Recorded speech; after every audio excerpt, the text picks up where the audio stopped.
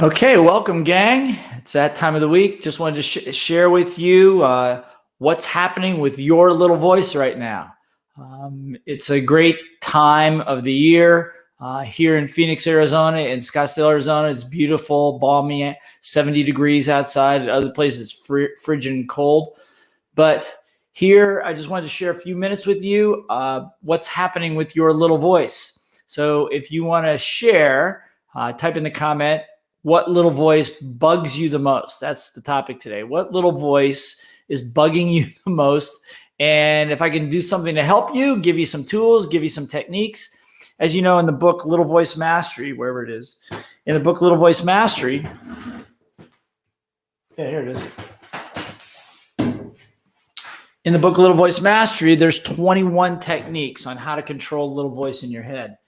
And even though I wrote this book a while ago, the demand for people asking, well, how do I handle this? How do I handle that? There's way more than 20 techniques because there's way more than 20 little voices if you're like me. So if you've got a little voice, share them, type in the comment box, what is your little voice doing? And I'll do my best to support you with it. Okay. So we'll do that for a little while this afternoon, just to pass you through whatever the things that are holding you back. Okay. Just to let you know, I've just finished the last video of a 21-day little voice challenge. So with short videos, 3 or 4 minutes, and in less than 3 or 4 minutes each day, you get a challenge, you get a little voice issue, you get a challenge on how to fix it, and you fix it. And then we go to the next day. So it's very powerful. And there's some techniques in there that hopefully I can share some with today. Here's a good one. Anand, good to see you again. Not good enough. From Mumbai, India. Up very late, I might add. So we'll address that one. But yeah, so a way for you to, and it's to be totally free, just check our website, go to blairsinger.com, and you'll see it soon. We're in the process of editing it. And we're going to be releasing it on multiple platforms. So again, it's an opportunity for you to get some mastery over your little voice. Okay, so the first one was, I'm not good enough. Well, that's a pretty common one. So first thing, a little voice is, where does that little voice come from and why? Well, remember one thing, a couple things actually. Number one, the little voice. Everybody know, the little voice I'm talking about? It's the one that just went, one little voice, I don't have one. That's the one. And that little voice is really in there designed to protect you. Yeah, protect you from what? Well, protect you from hurting yourself, protect you from taking risks, protect you from exposing yourself in an arena where you might get embarrassed or hurt, emotionally hurt, probably more than physically hurt. And so that's how it builds up over time. It builds up over time. Now, it gets reinforced, obviously, by other people telling you you're not good enough. And why do people say that? Because they know it's a hot button for most people and it can keep you suppressed a little bit. But how do you overcome it? That's the big issue. I'm not good enough. And this particularly comes up for speakers. I call it the imposter syndrome. The imposter syndrome. Ooh, fear of cold calling. That's a good one. Okay. I'll get to that one too. Let me write it down so I don't forget. Imposter syndrome. What's that? Well, the reason some people don't speak and don't teach, or they don't have full power or energy, is because in their minds, they go, well, I haven't made $1 million yet. I haven't been super successful yet, whoever defines that. And therefore, I'm not good enough. So I can't do this. And people won't believe me. They won't like me. They won't respect me. All that garbage, right, that goes on in your head. So what ends up happening? Well, for most people, they don't talk. They don't speak. They back off. They do something else. They get distracted. So they never pursue what it is they really want to do. I believe that every single one of you has a gift of important information, knowledge to share, a sensitivity, a skill, something to share with the world. And I truly believe that for all these 25 plus years I've worked with people. So understand the little voice may not necessarily be the truth, So Anand, here's a couple things you can do to quash this little voice. First thing is, well, a couple of them are affirmations. You know what an affirmation is? It's personal present tense and positive. So you can say, I like myself. I like myself. But you say it more than once. I like myself. I like myself. And what happens is your brain begins to shift a little bit. That one affirmation, I probably say it 20 times a day, sometimes out loud, sometimes not. So a little affirmation, it's called thought replacement. Very big in Little Voice Master. So you replace that thought with, I like myself. Number one. Number two is make a list. Make a list of all the things that you are good at in your life. And just make a list. I'm good at, I'm a good father. I'm a good husband. I'm a good cricket player, or I'm good at breathing. Anything, it doesn't matter how insignificant it is, but make the list. The list is what is important. So you got to provide what I call irrefutable evidence as to why you are good enough. You're good enough because, so the list is the things that you do well. Okay. I'm very real. I'm very authentic. and go through that list, write it all down, and then repeat it to yourself. And just notice how you feel after you say it. You say, yeah, but I'm not rich enough. Okay. Let that go. Thank you. Then I'll say that. Then the third thing is this: not good enough in relationship to what? Okay. If you're trying to be a speaker, for example, and you're saying, well, I'm not good enough. I'm teaching property or real estate, and I haven't made millions of dollars in property or real estate yet. I understand, but understand that also your target audience is going to typically be people that have not accomplished as much as you are. So if you've come from here to here, okay, this is how far you've come, okay, and you feel you've come from here to here and you feel like you need to go over to here, okay, that's fine. So you're here, right? But understand that the other people that you're talking to are right here. So you're way ahead of them. Does that make sense? So, and I'm going to ask you, which audience is bigger? I mean, you're not going to talk to the Kiyosaki's and the Donald Trumps and the Ken McElroys of the world about property, for sure, because they've got many years and many numbers ahead of you. However, the people you're going to be talking to are the millions and millions of people that read Rich Dad Poor Dad or some other book that where they got inspired by the idea of property investing or financial freedom through investing. Does that make sense? So you got to because the little voice will lie to you. You're not good enough. Why am I not good enough? I'm good enough. I'm good enough for 50 million people to talk to. I'm just not good enough for about 20. Understand? You understand? So again, a lot of this is a writing process, creating evidence. I like myself. I got this. And to continue to push through it. Even though you're not, you think you're not good enough, take it on a bite at a time anyway. So hopefully that helps a little bit. All right. Who do we got here? Fear of cold calling. Fear of cold selling. Sorry, fear of cold selling. Okay. Fear of cold selling. By the way, when it comes to little voice issues, most of the issues revolve around the same issue. The fear of people not liking you. See, when Anand is saying fear of not being good enough, that may be the issue, but beneath that issue, it might be, well, if people find out that I'm not good enough, they're not going to like me. And that's the real core issue. Remember, I read somewhere, I'm not sure where it was, is that the fear of public speaking is greater than the fear of death. Death is number 3 on the list. Number 1 is public speaking. Number 2 is rejection by your peers. Now, think about number 2. Number 2 is rejection by your peers, which really is a subset of number 1. The difference in number 1 being, fear of public speaking is you can be rejected by not only your peers, but the world, okay? So the issue is people not approving of you.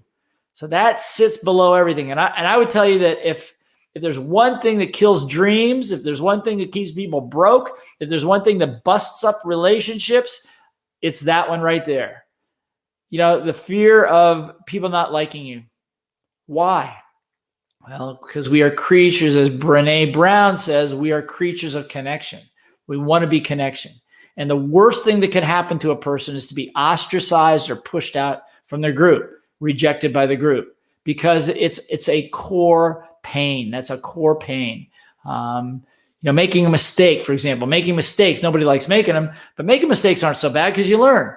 But the real issue under the fear of making a mistake is you're going to look bad. You're going to look stupid. You're going to be embarrassed. People might not like you. Okay? So cold selling. So the fear of rejection is somebody's going to say no to you.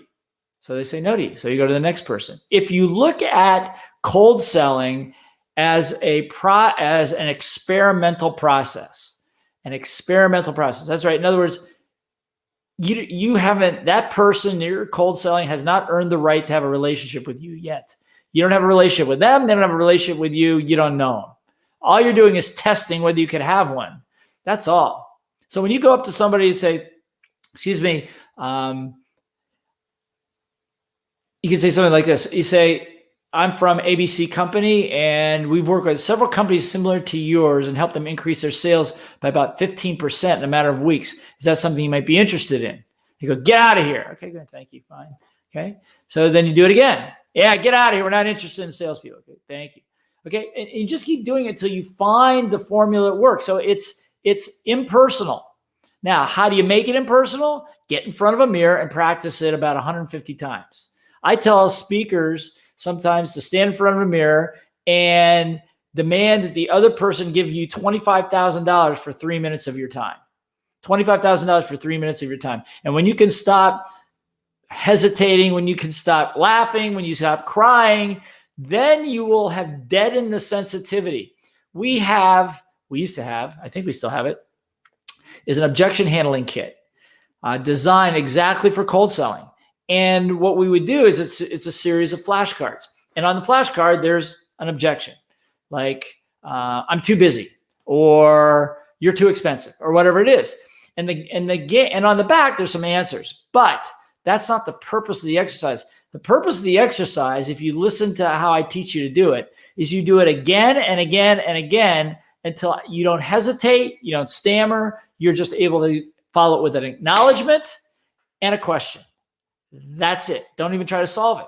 So it's like somebody says, I'm not interested. Thank you. Why not? Blah, blah, blah, blah, blah. Thank you. So what's the problem with that? Blah, blah, blah, blah. You guys get out of here. Thank you. Am I doing something to offend you? So again, all it is a game in your brain with an acknowledgement, thank you, and a question. Acknowledgement, question. Now there comes a point where you just let it go for sure because it's not going to go anywhere. But the point of why am I saying this? Because the point of the exercise is not to have a snappy comeback to an objection. The point of the exercise, listen closely, is to deaden the reactivity of your little voice to when they say no to you. So because the problem is when somebody says no in a cold selling environment, your emotion tends to go up, as is probably the case because you're not making cold selling because you're afraid of it, right? So your emotion goes up and your intelligence goes down. So you can't think. Your brain disengages from your tongue, literally. Some people go into blah, blah, blah, blah, blah, blah, blah, blah mode. They don't even know what they're talking about. And other people go into goldfish, which is like their brain disengages from their tongue and they don't even know what to say. So in that moment, you're helpless. Your little voice has completely hijacked you. You're in total fear. Nothing can work. So answer, practice. By the way, every little voice technique, whether it's in the book or it's in the new 21-day challenge, requires some practice. Now, the good news is you don't have to practice it every day, 2 hours a day for 40 days. No, just a couple of minutes each day. And as it comes up, you practice it. Do it again and again. And if there's one you really want to work on, you do it in front of a mirror, or you do it, better yet, to role play with another person. Okay? So the fear of cold selling is really the fear that they're not going to like you. If you take the relationship out of the formula, at least in the beginning, then you can eliminate that. But the way you do that is by simply being very clinical and just working the game. Treat it like the game is, how long can I stay in this conversation with this person before it becomes clear they just don't want to talk to me? Okay? So hopefully that helped. I mean, there's more to it than that. We do have a lot of drills you can do, but the objection handling kit is pretty cool because, like I said, it's the objection. And the rule is, if I say you're too expensive, then you got to come back and say, Thank you, but why do you think it's too expensive? Or something. But if I say you're too expensive and you go, when you say or you hesitate, I go, stop. Now in real life, it's okay to hesitate. But in the drill, you say stop, because that's your little voice just hijacked you for a second, right? Just hijacked you. Okay, and then I'll do it again. You're too expensive. Thank you, but I stop. Your product is too expensive. I stop. Your product is too expensive. Thank you, but stop. Your product is too expensive. Thank you, but why do you think it's too expensive? Good. High five. Go to the next one. So what did I just do? By repetition in a very short, listen to me closely, in a very short period of time, you get rid of a fear that could maybe keeping you broke for years. Okay? So practice. Okay? All right. Let's see. What else we got? Good evening. Some people don't understand early days of entrepreneurship and things you need to do. How to handle the pressure from outside influences. Okay. How to handle the pressure from outside influence. And here's another one. Fear of a wasted effort. Oh, I can't wait to get to that one. Fear of wasted effort. But the other one was entrepreneurship. Okay. How to handle pressure from outside influences. Okay. Napoleon Hill said it really well. He said that he divides the world into two people. He says there are people that are directed. They have a direction of purpose. They know what they're doing. They know where they're going, and they're not distracted. Then he says there's other people that he calls drifters, and they're easily distracted. They don't have control of their minds. They're control for a very short period of time. Then they get distracted over here and get distracted over there. And it's kind of what you're describing with entrepreneurship. Why the distractions are easy for a new entrepreneur is because you don't know what you're doing yet, which is normal. Most of us don't. What am I doing? What do I do next? What do I do first? What do I do second? What do I do third? Why is this not working? Maybe I'm not cut out for this. All that little voice stuff, right? So what's the answer to it? Well, the answer is direction of purpose. Do you have a mission? Do you have a purpose? Do you have a strong reason why? Have you written these things down? Do you keep them in front of you all the time? Do you keep talking about it? Like for me, our mission is to produce the best teachers, leaders, and facilitators in the world, particularly in the area of entrepreneurship. I mean, and that's been doing that for quite a few years now. And so when I start to get distracted, I go, is this on purpose? Is this part of the mission? Keeps you on focus, even if you're just starting, you know, and I think that you will, and every new entrepreneur will face defeat and setbacks and all those things. But the difference is you don't let the defeat distract you. It's kind of like the universe, God, or the marketplace, whatever you want to call it, is continually testing you, It's always throwing curveballs, always throwing things at you to see if it can throw you off course and distract you with something else. So if it can distract you and say, you shouldn't be doing that. You should be doing this. And then you go over there and then you should be doing this. You should be doing that. All of a sudden you're like a ping pong ball out there. Okay. And you're not getting anything done.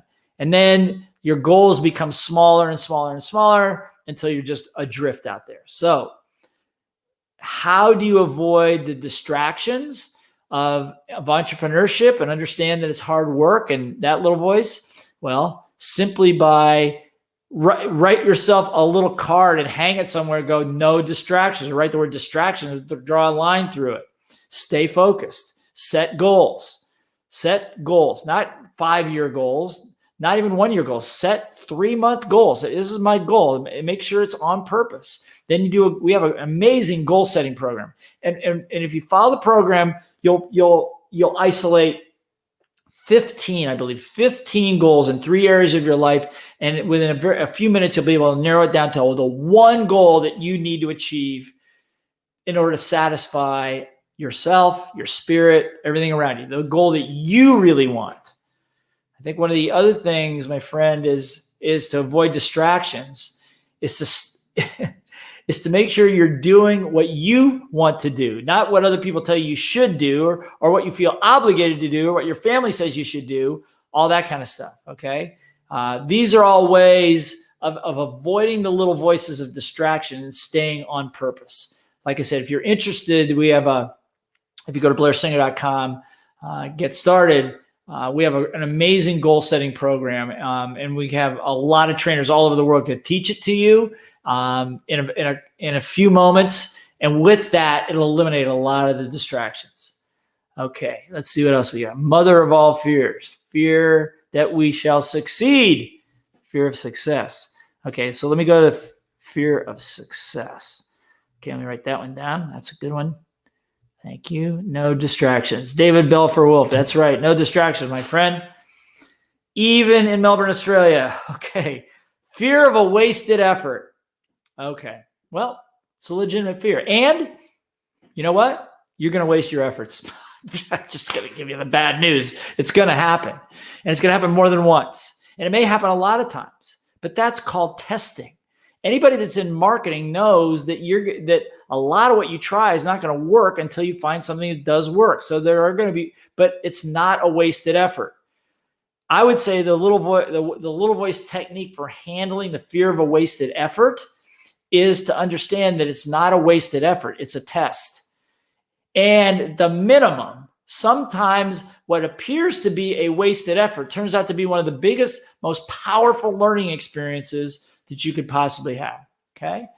Many years ago when I first started to teach, and I got up in front of a room, and I really didn't know what I was talking about. And I got jumped by the participants in the room, and they just literally started heckling and yelling, and it was a mess. It was just trust me, it was a mess. And I'm thinking to myself, whose idea was this to be speaking anyway? What talk about a failed effort. I mean, it was not only failure. I mean, it was humiliating, but it turned out to be the most valuable effort of my life. It wasn't what I thought. I thought I was getting a fanfare, a standing ovation, all that stuff. I didn't get any of that. I got crushed. But what I learned is how much I had to learn, number one. Number two, I had to go back to my business and fix it so I could really earn the right to teach what I wanted to teach. And when I came back to teach a year or two later, I was a completely different person. So I don't believe in wasted efforts. It's kind of like saying day is better than night, or night is better than day, or up is better than down, or down is better than in or out. See, Dr. Fuller said unity is plural and a minimum of two. They got to come together, right? So they have to coexist. You will have wasted efforts, but you can always tell yourself, look, at the minimum, I'm going to learn something here. At the minimum, I'm going to learn something here. Now, hopefully you do that early and often before you have a lot of money on the line. Okay. But if you haven't been doing it in smaller circumstances, it'll be more difficult when you have bigger circumstances, if that makes sense. So again, little voice issue. There's no such thing as a wasted effort. There is always something to learn, and learn it quick. That way you don't prolong the agony. Okay. All right, so let's see here. What's the next one? No distractions. Got that. Fear of success. Yeah, I'm going to do that one right now. It's all learning experience. That's right, David. Left foot, right foot, not right foot, wrong foot. David, you should be teaching this class. By the way, David Belfer Bear Wolf, Melbourne, Australia. It's sometime early in the morning there. And David and I, I'm not even going to tell him. David, type in the chat box when we first met, the year we first met. And so people can see that while I'm talking about some other stuff here. It's all learning experience. So fear of success. So you're going, how's that a little voice issue? Fear of success? I mean, bring it. I can take as much success as you can give me. I'll take success all day long. Well, not so fast, because as a person said, fear of success. There you go. 1993. We looked a lot different then, didn't we, David?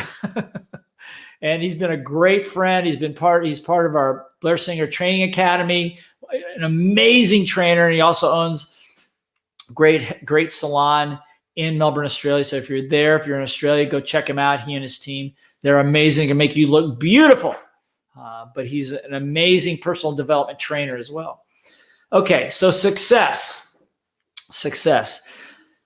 So not so fast, right? That's what I was saying. Not so fast, because the fear of success. What would happen if you had unlimited success? What if you said, I want to make $150,000 this year. I want to have a really nice car, blah, blah, and you got it. And what happens if you got it?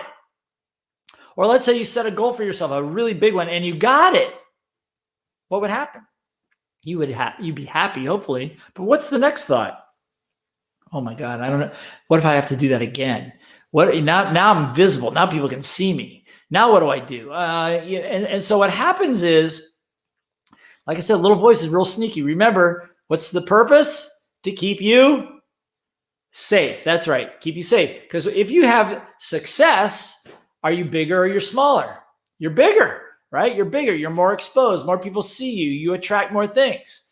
And by the way, just as your presence gets bigger, law of attraction says you will attract more things into your life. More money, more love, more people, all that stuff. And negative things too. It'll attract more scoundrels, more thieves, more betrayal, more all that stuff. See, because the law of attraction doesn't know the difference between good things and bad things. Just like the sun doesn't know a positive meteorite from a negative meteorite. It attracts all of that, right? So what happens is intuitively, your little voice, your mindset, your consciousness knows that. So it's like, if I really get big, then what's going to happen? Then I'm exposed. And what if they find out I'm not as good as they think I am? And what if I can't repeat it? And blah, blah, blah, blah, blah, blah, all that stuff. I'll give you a personal example. Years ago, I was doing some work with a very dear, powerful coach of mine. Her name is Seal Stanford. And she's a processor. In other words, she whenever I have a little voice issue that comes up that I cannot resolve, I call her and she takes me through a process to find out where it came from and pull it apart so it doesn't run my life anymore. Very powerful. So we were working together and it came up that my marketing really sucks. By the way, it's not much better. It's a little bit better now, but my marketing, I did no marketing. I would never even think doing something like this. But I travel around the world and I speak and and my marketing sucks. And so as she processed it, what it came down to was the fact that somewhere inside, that if I exposed myself and made myself really successful to the entire world, now I'm exposed. And what if they find out that I'm not as good as they think I am? Or what if they find out I'm not an uber millionaire? Or what do they find? All this stuff that came up. And it all stemmed back to an experience in Australia, by the way, years ago, for Robert, Kim, and I, all three of us. And we were on we were featured on an expose. Four Corners, I think, is the name of the program. It's like 60 Minutes in America. It's a news documentary. And they were doing a news documentary on cults, C-U-L-T-S, cults. And I didn't know that. We just thought we were going to get some great publicity. And as the thing came on, I was in Australia watching it. As it came on, I go, oh my God. They have me standing there with my arms outstretched like this. And you can't hear what I'm saying. But it says, across the caption here, it says, Blair Singer, cult leader. And it was like, oh my gosh. And I was probably doing about $500,000 worth of corporate training business. This is back in the 90s, which was a lot of business at the time, in the mid 90s. And everything shut down. It was like Robert, we had to close all the centers we were doing. Robert went off to Bisbee, Arizona, and built a house and went into hibernation. And I got off the speaking circuit. And so it left a scar in there, a scar that what happens when you get successful. Now it's a whole different story. But that thought, I had forgotten I had worked on it years ago and I'd forgotten all about it. But when she worked with me, the little voice had created a fear of success, that if I ever got that successful again, bad things would happen to you. And of course, the little voice is trying to protect you. Okay. So by the way, all of you listening to this right now, okay, The mere fact that I'm exposing some of these things to you takes you from being unconscious to being conscious. So that's half the battle. See, because most people, the little voice goes, you're not good enough, you can't do this, all that stuff, and they don't know why. They just think there's something wrong with them, which is another little voice. There's nothing wrong with you. You're just not aware. Okay? Now, as a result of this stream, you're aware. So you have a choice now as to whether you're going to let the little voice, that fear of success, the fear of failure, the fear of people not liking you, fear of not being good enough, which are all the things we've talked about so far today. You have the choice as to whether you're going to let those continue to run on autopilot, which is what happens for 99% of most people. Or you can read Little Voice Mastery, take the challenge, get some good coaching, and get past it and have the life you really want to have. And get on with it. Now you're saying to yourself, well, there's other people that don't have this problem. Everybody's got little voices. It may turn out that somebody doesn't have those same kind of little voice issues around making money, but maybe they do around relationships. Maybe they do around their health. Maybe they do around cooperation. You don't know. I don't know, and you don't know. But there's nobody that is exempt from little voices. There are a few people that know how to master them, and how to keep their mission and their goals and their purpose in front of them, and to use the little voice mastery techniques to keep them out. Okay? So hopefully that helps. Let's see what else we got here. Let's see. A, B, C, D, E, F.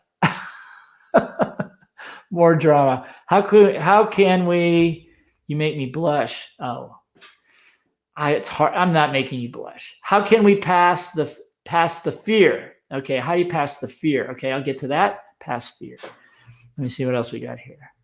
When your goals keep you busy and you have limited time for family. Oh, all right, too busy. It's a good one. I love the story. Michael, you love the story. Which one? The one about getting cremated in front of a room? You like that one? Or you like the one about the cult leader? I mean, I got lots of stories. I think the only reason I'm able to teach is because I have screwed up so many times. Whoever said being afraid of a wasted effort, none of them were wasted efforts. None. Not even one. Not even one. I mean, at the time, it seemed like a total waste and a total mistake. I'll admit that. But you know what? It makes you who you are if you keep going. Of course, it makes you who you are if you quit too. So there's also who you are. Okay? All right. So question here, passing fear. How to get past fear. Okay. Well, fear of what? I guess is the first thing. We all face fear. The great lecturer, psychologist, Jordan Peterson says, we all face the fear. And what he says is that your best bet with fear is to take it on anyway, even though you're petrified, because even if you fail at whatever you're trying, you will personally feel better about it. And I thought that was really interesting. And I agree with it 100% that there are other techniques, but the first one is when you're facing fear and the fear is standing between you and what you really want. Now, I'm not a big believer in doing things just for the sake of getting past fear. I mean, you can, and there are some people, pit bulls and high drive, aggressive people that will do that, and there's value to that. But beyond that, if it's in between you and where you want to go, and you know that, I wouldn't change my purpose for it. I would take it on slowly but surely, even though it may be a little painful, because you're going to, at the minimum, even if you fail, like he says, you will feel better about yourself, and that will allow you to grow and take on the next fear a little bit easier. So that's the first thing I want to say about passing fear. I think the other thing about fear is you got to say fear of what? Okay. Fear of what other people think. That's a big one. Fear of looking stupid. That's the same one. The fear that nobody's going to listen to you. Nobody's going to like you. See the patterns? It's still the same one. Fear you're going to lose a lot of money. Okay. What's the real fear behind that? Well, that you're going to let other people down. So again, a lot of this is about other people, how other people see you. Understand? Are you getting the drift here? So know that as human beings, I don't know that a squirrel or a rabbit or a deer has the same fear. They have fear of predators, okay? But, they're going to chew them up and eat them. But I don't think they're afraid. I don't think they have a fear of another deer. Maybe they do. I don't know. But you know what I'm saying? But our incessant fear of what other people think or what other people might do to us or think about us is the key. And I think that by working on that and understanding that that's what it is, and keep saying things, I like myself. I love myself. If you're afraid of selling, I'm great in sales and give people exactly what they want and need. Afraid of business, I'm an awesome innovator in business. I'm a master of income and profit. Whatever affirmations you can do to override. And what you'll find, I'll give you whoever wrote that in, I will tell you this. I'll bet you when you were 4 years old, there were things you were really afraid of that you're no longer afraid of. Right?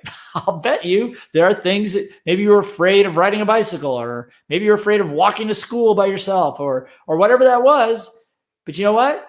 Are you afraid of that now? No. Why? Because you went through it, you had to, and you got bigger. So there's an expression, I don't even know what religion or spirituality it comes from, but it goes like this. It says, "This too shall pass." This too shall pass. You should write that down. This too shall pass. And that's on the positive and negative side. So if you have a fear of something that you have to do, just keep telling yourself, this will pass. It will pass. You'll be through it, and you'll be on the other side of it. By the way, that's also true of good things. Okay? Because, you have this major success, but if you tell yourself, this too shall pass, and not to take yourself down, because that's another whole issue.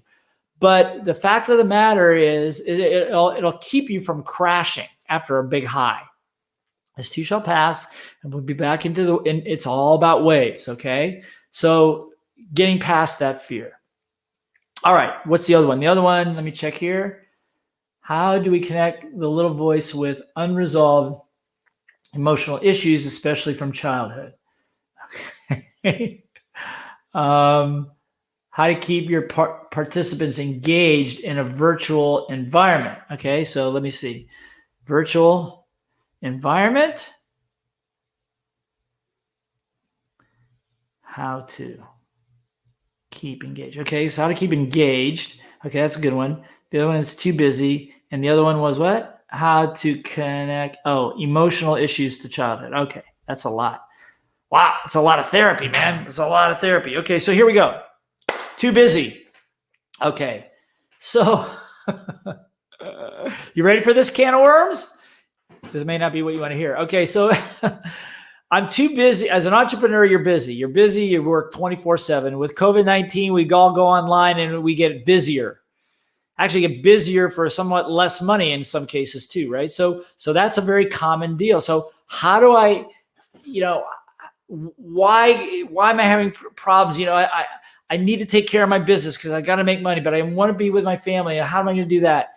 So be careful is what I'm going to say about this one. And the reason I'm going to say be careful is because of my own experience, okay? And the experience is that I travel around the world for many, many years. I'm just going to be very authentic and honest with you. If that's okay? If that's okay, type in okay. Okay? For many years. I mean, since 1990, probably. I mean, so how many years is that? That's like almost 30 years of traveling over 40 countries around the world, event here. My wife and I have a code of honor. We speak every day. Before we had kids, she used to travel with me. Then in 95, when Ben was born, that stopped. But I kept the traveling going. And I remember I was working with a very dear friend of mine. It was in Hawaii. Doing an event, Hawaii, right? I mean, Hawaii doing an event. We're having lunch, and we're sitting there by the ocean in Kanapali, and this came up, and he said to me, he said something very interesting. I said, I said the exact same thing. I don't seem to have time with my family, and I'm traveling a lot. And he looked at me, he goes, Blair, so what are you running away from? What? I didn't even hear it. He says, Blair, I'm going to ask you again, what are you running away from? What? And I never looked at it that way. And so I just noticed that you might want to take a look at this, that deep inside, this is another level of little voice, is that sometimes your busyness is a drug. No different than cocaine, no different than alcohol. It's something that you find shelter in. It's something that you go to because the other stuff sometimes is maybe a little too stressful, or maybe the fear of being broke or the fear of going broke is so crazy that, if you keep yourself working hard, then you'll know that you're at least doing the best you can. So you're addicted to it. Okay.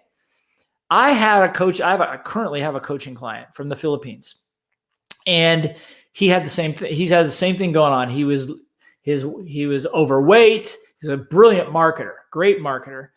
He was overweight. He was not getting enough sleep. He's irritable, blah, blah, blah, blah, blah, blah, blah. I go, how much sleep you get? Because he said, I hadn't slept in 24 hours. He was kind of proud of it. I'm going, dude, what is the problem here? He goes, well, I got this to do, that to do. I go, look, I'm going to give you an assignment, a 30-day challenge. And the 30-day challenge is you're going to get a minimum of 7 hours sleep every single night. He goes, I can't do that. I go, why can't you? Because do you have a team? Yeah. Okay. Can they do it? Well, I said, just try it. Try it. And so he wrote back to me 2 days ago and he goes, I have never felt more refreshed in my life. My team is on fire. I've been getting a minimum of 7 hours sleep, sometimes 8. I feel so much more refreshed, so much easier now to exercise and go do all the things, blah, blah, blah, blah, blah, blah, blah, blah, blah. Right? You just had to unplug it. You just have to unplug it. Because the truth is if you don't have enough time, first of all, you probably don't have a team, so you need to put a team together. But from a little voice perspective, I'm going to ask you what my friend Larry, his name is Larry Gilman, if you have a chance to work with him, he's an amazing human being. You can look him up, Larry Gilman, is that he said to me, he goes, Blair, what are you running away from? And what I realized, I was running for my solitude. I was running to a place where I knew if I'm by myself, if I can do things on my own, I can command my own destiny. I don't have to answer to anybody else. I'm being honest. And at that point, I sat back and I had to take a look at my life. How many things in my past over all the years, when I got out of school, when I graduated from the Ohio State University, the story, some of you have been with me, I went to Hawaii, as far away from my family as you could possibly get. I left and never came back. I mean, I'm very close with my family, but I never came back. So I left there. I now live in Arizona. I lived in Lake Tahoe. Hardly ever any family around. I never noticed it. But here's the reason why. There's a good and a bad. The reason I'm too busy, it's not that I'm too busy. The reason is because for me, I needed to have the ability to think for myself and to hang around with the people that would influence me to get what I wanted out of life. And unfortunately for a lot of us, you can't, there's family members can provide that sometimes. Sometimes family members provide the exact opposite. So a part of mastering your little voice, this is the other big piece, is who you surround yourself with. Who you surround yourself with. So if you're just buried in your business because you just got to get your business across, get yourself a freaking team. Get a bookkeeper. If you're working alone, get yourself a bookkeeper, a personal assistant at the minimum, and start spending more time if that's what you want to do. But if you're doing it for another reason, be honest about that. Have a conversation with your spouse and with your family and reconcile it. Because we don't do things for no reason. There is no reason. Okay. So hopefully that helps you a little bit. And I'm happy to say with COVID-19, I've spent a lot of time with my family and it's been awesome. It's been amazing, except when the dogs outside start barking incessantly and then I can't do any broadcasting. Okay. Somebody asked how to keep an audience engaged in a virtual environment. Okay. So I was just on a podcast about this morning. Actually, here's the thing. The worst thing a speaker can do, you can write this down. The worst possible thing you could do is not know something. It's not have successes. You know what it is? It's being Boring is the worst thing that you can do to anybody, live or online, is to be boring. Why? Because you turn people off. They check out, and you're abusing their time. They want somebody that has some inflection in their voice. They have some excitement in what they're doing. They're charged up about things. And I tell people online, this is what I said this morning, is that this camera right here, will not make you any less boring. Okay? If you're boring offline in the way you speak, in the way you gesture, in the way you talk, and at what you're talking about, then you put yourself on camera. All you did was put yourself under a microscope. All it does is magnify the boringness. It doesn't make you any better. Okay? If you have a weak voice, this microphone here doesn't make your voice stronger. It magnifies the weakness. It's louder, but it's not a stronger voice. Okay? So to realize if you're not keeping participants engaged, the first place to look is over here.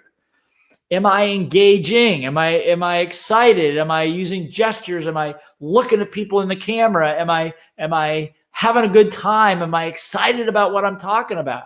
These are critical. Then there's other techniques, of course. There's like, type in the chat box, give me a thumbs up. How does this make sense? If it makes sense, type in MS in the chat box. How many of you have ever done this? How many of you have done that? We just did a program called Powerful Sales Presentations last weekend, in which I think we broke the mold. We broke some of the Zoom barriers, the people that you can't do that in an online environment. And we were doing some crazy, amazing, powerful stuff online. So there's a lot of things you can do to engage if you know how to do them, and if you're bold enough to do it. I mean, I have people screaming and yelling into the cameras, and and we set very strict rules in the very beginning. I need your face in front of the camera. I need you to be fully attentive, no other distractions. If you're doing something else and we see it, somebody's going to send you a text message, and that's a $2 fine. Okay. Now you don't have to do that, but that's part of the way I've done all my programs for many, many years. So again, if you're trying to engage an audience, their little voices are moving 20 times faster than you are. So you have got to stay a half a step ahead of them all the time. Typically asking lots of questions, but don't be boring. That's probably the most important thing. And if you're interested in more of those techniques, go to my YouTube channel. I go through a lot of techniques on big mistakes that people make making presentations and how to overcome it. There's a whole video series on that. If you go to blairsinger.com, there are a whole series of videos on training techniques and how to do all that stuff. But hopefully that helps for right now. Okay. What was that? Let's see. What was the other one? Something about being emotional. Once again, I realized the business people are excellent therapists. Busyness indeed is an addiction. Good. I'm glad you can see that. It is for me. By the way, you know what it is for me? This was a big aha for me. How do you keep your business? As I'm looking for it, the big one for me is teaching. Teaching is an addiction. I get in front of a camera, I get in front of a room, I'm good. Okay. And so it's like, where can I teach? It almost becomes an obsession, an addiction, and is an escape from something else. What am I running away from? Not that it's bad to run away from some things. If you're in an abusive environment, you should run away from that for sure. I mean, if you're in an environment that's stifling your creativity, you want to get away from that as well. Obviously, you want to communicate why you're doing what you're doing.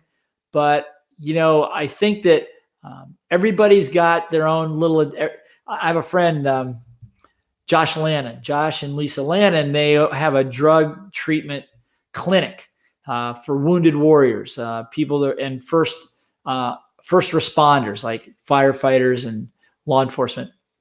And they treat addiction, PTSD, and a lot of that stuff. And his point is this: every human being has an addiction. Everybody does. And the sooner you feel, and what I'm going to say to that is that the sooner you find out what it is and come to grips with it, just like an Alcoholics Anonymous, is the first thing to do is to admit that you're addicted to it. Then you can have some control over your own thoughts rather than just running on autopilot. Let's see here. How do we connect with the little voice of unresolved? Here it is. Unresolved emotional issues, especially from childhood. Okay, so the easy way, Walter Green. This is the question I've been looking forward to. Okay. Walter Green, good to see you from Ohio. Good to see you on the stream. I hope you know what he's talking about. What they're talking about is that we have lots of decisions that we make, and the little voices are created or reinforced by experiences that we have in our past, right? So, and sometimes we don't know that, or we don't know it at the time. And it's not until I always use an example. If you loaned money to somebody, they did not pay you back, and it upsets you, you're upset. Okay. But time passes, you forget about it, you don't think about it. Now, let's say you and I are friends, and let's say we've been friends now for a couple of years, and it's really good. We have a really good working relationship. But I come to you and I say, look, if you could loan me about $5,000 or $6,000, I'll be happy to pay you back as soon as I can. Now, if you were burned before, what are you thinking right now? You're thinking, no way. And immediately our relationship changes, doesn't it? All of a sudden, you don't trust me quite as much. You kind of distance yourself a little bit. And here's the point. It has nothing to do with me. It has to do with an earlier experience, as this person said, an earlier experience that left a mark. It left a mark subconsciously. You don't think about it all day, but it left a mark. And so all I had to do is say a couple of few words. Could you loan me some monies? 6 words, and it triggered this whole thing. Okay. How do you get rid of that?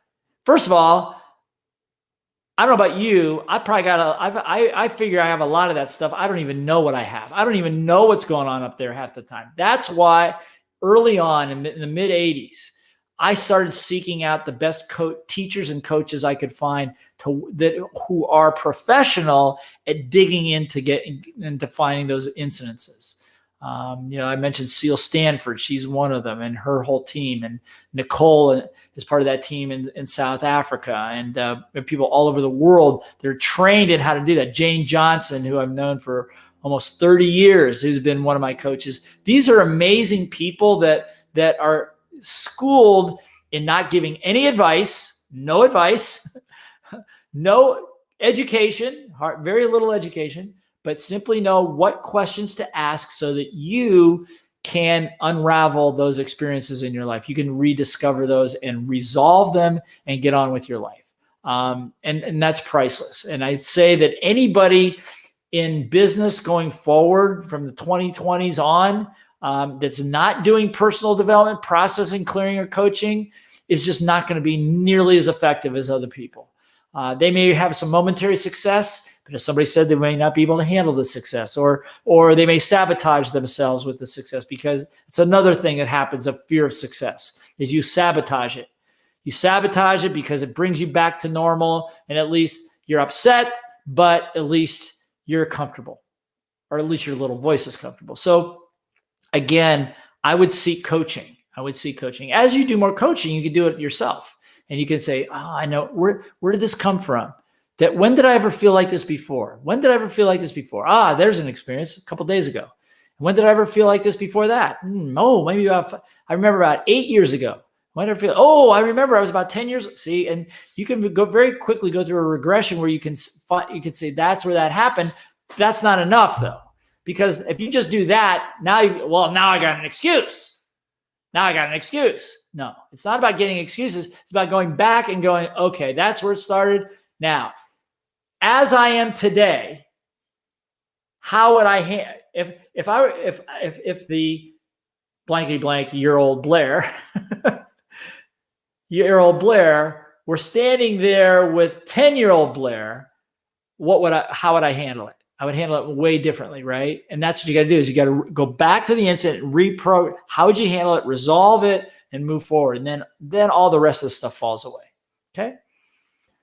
All right, good. Let's see here. Are there any more? We're going to start wrapping up here. This has been good, yeah? I love doing little voice stuff.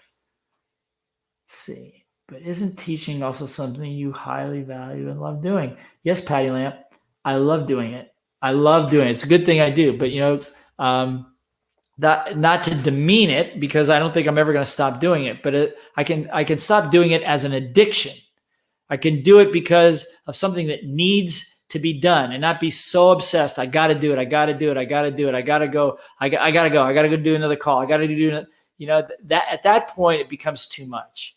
It becomes too much. And to understand that I know it's an addiction, and knowing it is a major piece of the battle for me.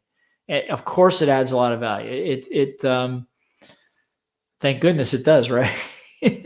Be horrible to have an addiction that hurts people, and some people do, but it adds value to people's lives.